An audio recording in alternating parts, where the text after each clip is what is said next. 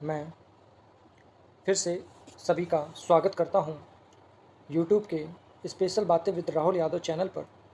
आज मैं आप सभी के सामने एक सेशन लेकर के आया हूं जो जो मुख्यतः जीएस पर फोकस करेगा, जिसमें कुछ यूपी स्पेशल के क्वेश्चंस होंगे, पैट में भी आए हुए क्वेश्चंस रहेंगे, एसएससी के भी कुछ क्वेश्चंस रहेंगे। जी चलिए, मैं ज़्यादा समय ना लेते हुए मैं इस सेशन को स्टार्ट करूँगा। ये एक प्रैक्टिस सेट रहेगा जिसमें कम से कम 20 क्वेश्चन, महत्वपूर्ण 20 क्वेश्चन रहेंगे। चलिए मैं स्टार्ट करता हूँ। आज के जो स्पेशल्स मैंने कुछ क्वेश्चंस बनाए हुए हैं, कुछ यूपी के भी क्वेश्चंस इसमें मिलेंगे और कुछ पूरे भारत के भी कुछ क्वेश्चंस मिलेंगे। ज़्यादा समय ना लेते हुए चलिए सेशन की शुरुआत करते हैं। पहला क्वेश्चन आप सभी के सामने ये रहा। पहला क्वेश्चन है, भारत का राष्ट्रीय गीत कौन सा है? जल्दी से आप लोग भी अपने माइंड को रिवाइज करिए और जो अगर पढ़ा हो तो इसका आंसर देने का प्रयास करिए। भारत का राष्ट्रीय गीत कौन सा है? क्वेश्चन का पहला ऑप्शन है जनगण मन, दूसरा ऑप्शन है हिंद देश का प्यारा झंडा, तीसरा ऑप्शन है वंदे मातरम, चौथा ऑप्शन है सारे जहां से अच्छा हिंदुस्तान हमारा। जल्दी से आंसर दीजिए जी। इसका सही आंसर है सी।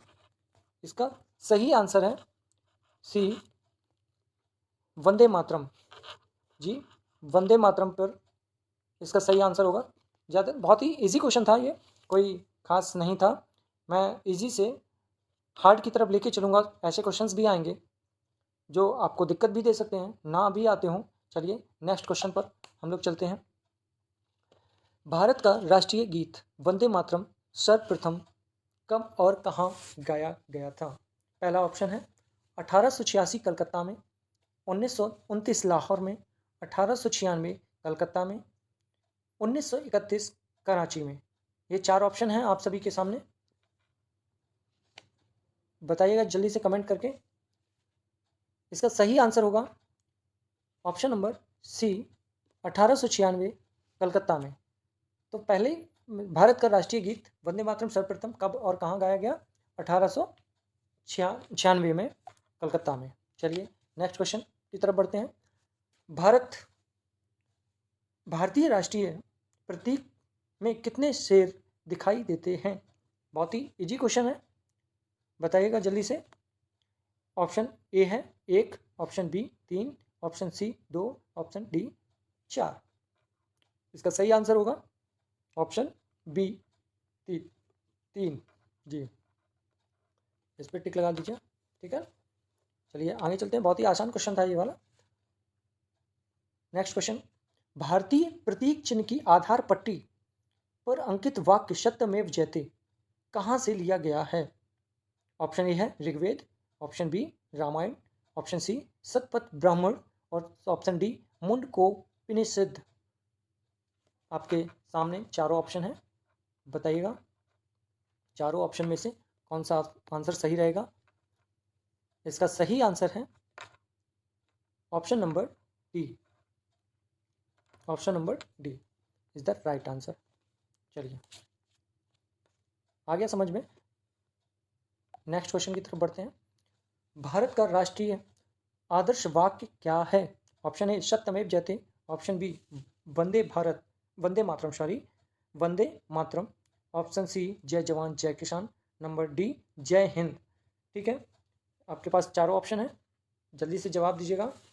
चलिए मैं बताता हूँ, सत्यमेव जयते इज द राइट आंसर। इसका सही आंसर होगा सत्यमेव जयते। नेक्स्ट क्वेश्चन की तरफ बढ़ते हैं। भारत का राष्ट्रीय पंचांग किस पर आधारित है? भारत का राष्ट्रीय पंचांग किस पर आधारित है? शंख संवत, विक्रम संवत, हिजरी संवत, ग्रेगोरियन संवत। जल्दी से बताइए इसका आंसर सभी लोग। इसका सही आंसर होगा ऑप्शन नंबर ए शंख संवत। क्या होगा? ऑप्शन नंबर ए शंख संवत। ओके, इसके बाद नेक्स्ट ऑप्शन क्वेश्चन पे चलते हैं। उत्तर प्रदेश का वर्तमान नाम कब पड़ा? ऑप्शन ए है 26 जनवरी 1950, 24 जनवरी 1950, 14 जनवरी 1950, 16 फरवरी 1950। जी मैं गलत बोल गया थोड़ा सा, 14 फरवरी 1950, ठीक है। और लास्ट ऑप्शन है 16 फरवरी 1950। इनमें से सही आंसर बताइएगा आप सभी लोग, जल्दी से कमेंट करके भी बता सकते हो। जी पहला आंसर है, इसका सही आंसर जाएगा ऑप्शन नंबर बी पर। किसमें जाएगा? Option number B. क्या है? Option number B is the right answer. चलिए नेक्स्ट क्वेश्चन पे चलते हैं। भारत का राष्ट्रीय धरोहर पशु निम्नलिखित में से कौन सा है? भारत का राष्ट्रीय धरोहर पशु निम्नलिखित में से कौन सा माना जाता है? कहा गया है ऑप्शन नंबर ए में शेर, ऑप्शन नंबर बी में हाथी, ऑप्शन नंबर सी में बाघ, ऑप्शन नंबर डी घोड़ा। तो इसका राइट आंसर होगा option number B is the right answer. तो राष्ट्रीय धरोहर पशु निम्नलिखित में से कौन बताया गया? हाथी। चलिए नेक्स्ट क्वेश्चन पर चलते हैं। स्वतंत्र भारत के राष्ट्रीय ध्वज किसने बनाया था? देखिए यहाँ पे एक मिसप्रिंट है, आप लोग भी थोड़ा सा ध्यान दीजिएगा। यहाँ पर मिसप्रिंट है, राष्ट्रीय ध्वज होगा, यहाँ पे झंडा बोल सकते हैं या ध्वज बोल सकते हैं। झंडा किसने बनाया था? ठीक है, झंडा किसने बनाया था? तो इसका सही आंसर क्या होगा? इसका सही आंसर होगा option number D is the right answer. तो इनमें से स्वतंत्र भारत के राष्ट्रीय झंडा या ध्वज किसने बनाया था?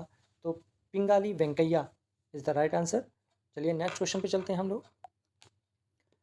निम्न में से इत्र नगरी के नाम से प्रसिद्ध शहर इनमें से कौन सा है? जैसा कि बहुत ही चर्चित क्वेश्चन है ये, आप लोग भी जानते होंगे। इसका सही आंसर है option number C is the right answer. ठीक है, नेक्स्ट चलते हैं। नेक्स्ट क्वेश्चन है, भारत के राष्ट्रीय गान के रचयिता हैं। राष्ट्रीय गान के रचयिता कौन है इनमें से? बंकिम चंद्र चटर्जी, रविंद्रनाथ टैगोर, सरोजनी नायडू, अरविंद घोष। जल्दी से इसका आंसर दीजिएगा मित्रों। इसका सही आंसर है, भारत के राष्ट्रीय गान के रचयिता किसे माना गया है? Rabindranath Tagore is the right answer. ठीक है, सही से नहीं बॉक्स बन पाया है तो उसको हम टिक लगा देते हैं कि Rabindranath Tagore is the right answer. चलिए नेक्स्ट क्वेश्चन पर ध्यान देंगे।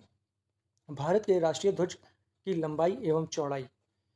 भारत के राष्ट्रीय ध्वज की लंबाई एवं चौड़ाई का सही आंसर है, इनमें से सही आंसर है option number D is the right answer. चलिए नेक्स्ट क्वेश्चन पर ध्यान देते हैं। नौटंकी किस राज्य का एक लोक नृत्य है?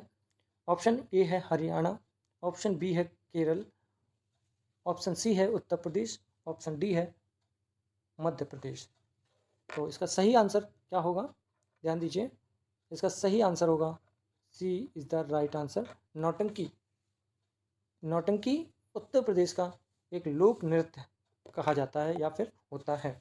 ठीक है, नेक्स्ट क्वेश्चन की तरफ चलेंगे। तमिलनाडु का सबसे लोकप्रिय लोक नृत्य कौन सा है? बताएंगे सभी लोग। इसका ऑप्शन है Karagam, number B Kudiyattam, number C Yakshagana, number D Kathakali. तो इसका सही आंसर क्या होगा? जल्दी से कमेंट करके भी बता सकते हो। इसका सही आंसर है A is the right answer.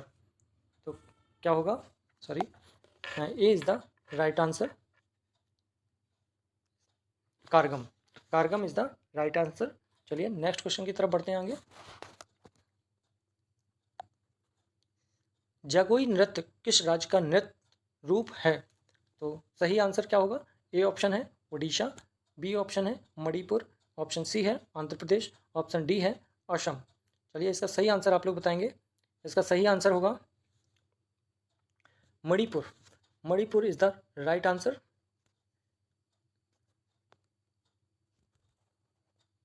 Manipur is the right answer. चलिए नेक्स्ट क्वेश्चन की तरफ बढ़ते हैं। प्रदेश में दिया सलाई उद्योग बनाने का प्रमुख केंद्र है? इनमें से कौन सा है? 3 ऑप्शन दिए गए हैं।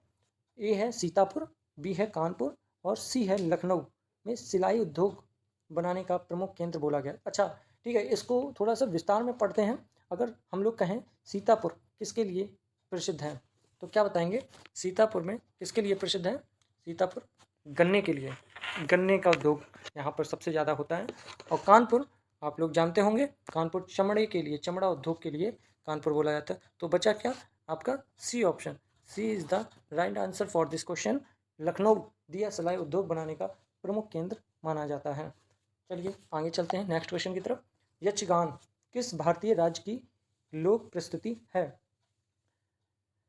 ऑप्शन ए है कर्नाटक, बी है महाराष्ट्र, सी है असम और डी है गुजरात।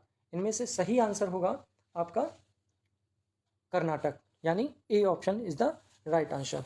ठीक है, A option is the right answer. चलिए नेक्स्ट क्वेश्चन की तरफ बढ़ते हैं। कुद नृत्य यहाँ एक प्रसिद्ध नृत्य रूप है, तो इसका सही आंसर होगा, ऑप्शन दिए गए हैं सारे। ऑप्शन ए है मध्य प्रदेश, ऑप्शन बी है जम्मू कश्मीर और ऑप्शन सी है उड़ीसा और ऑप्शन डी है राजस्थान। तो इसका सही आंसर होगा option B. B is the right answer for this question. Jammu Kashmir Kud नृत्य यहाँ एक प्रसिद्ध नृत्य के रूप में है। ठीक है, नेक्स्ट क्वेश्चन की तरफ चलते हैं। क्वेश्चन, जल्लीकट्टू क्या है? जल्लीकट्टू क्या है? यह ऑप्शन दिए गए हैं सारे। ए ऑप्शन है यह एक टैग खेल है, बी सांड को वश में करने का एक लोकप्रिय खेल है, एक प्रकार की मिठाई है, डी एक प्रकार की जेली है। तो इसका सही आंसर होगा, जल्दी से आप लोग भी कमेंट कर सकते हैं, बताइए। B is the right answer for this question. सांड को वश में करने का एक लोकप्रिय खेल है जल्लीकट्टू। ठीक है, आगे चलते हैं नेक्स्ट क्वेश्चन की तरफ। दुर्गा पूजा का मुख्य त्यौहार है, कहाँ पर मनाया जाता है दुर्गा पूजा? ठीक है, आप लोग कमेंट करके बता भी सकते हैं। चलिए मैं बताता हूँ, इसका सही आंसर होगा, पहले तो ऑप्शन सुनिए, केरल, पश्चिम बंगाल, राजस्थान, कश्मीर। इसका सही आंसर है B is the right answer, Paschim Bengal Durga Puja का प्रमुख मुख्य त्यौहार है। ठीक है, नेक्स्ट क्वेश्चन की तरफ चलते हैं। और यहाँ 2 क्वेश्चन दिए गए हैं, 3 क्वेश्चन दिए गए हैं आपके होमवर्क के लिए। पहला क्वेश्चन है, निम्नलिखित में से कौन मुगल शासक वीणा वादन के लिए प्रसिद्ध था? कमेंट करके ज़रूर बताइएगा। अगर यह सेशन अच्छा लगा हो तो लाइक, शेयर एंड सब्सक्राइब जरूर करिएगा हमारे चैनल को। ऐसे ही महत्वपूर्ण क्वेश्चन आप लोगों को मिलते रहेंगे। नेक्स्ट क्वेश्चन है, मुगल सम्राट अकबर किस वाद्य यंत्र को बहुत ही कुशलता से बजाता था? क्वेश्चन नंबर 3 है जो आपके होमवर्क में है। मुगल सम्राट अकबर किस वाद्य यंत्र को बहुत ही कुशलता से बजाता था? सॉरी, हमें लगता है दोबारा इससे ये क्वेश्चन आ गया है। तीसरा क्वेश्चन, 2 ही क्वेश्चन हैं रखे गए हैं। ठीक है, 2 ही क्वेश्चन रखे गए हैं। ठीक, हाँ ठीक है। चलिए, सेशन कैसा लगा आप लोग ज़रूर बताइएगा। और आज है रक्षाबंधन, सभी मित्रों को, सभी जो भी यूट्यूब के चैनल माध्यम से हमको देख रहे हैं, सभी को रक्षाबंधन की बहुत बहुत बधाइयाँ। जय हिंद, जय भारत। शिक्षा राष्ट्र हित के लिए हमारा संकल्प है, शिक्षा राष्ट्र हित के लिए। धन्यवाद।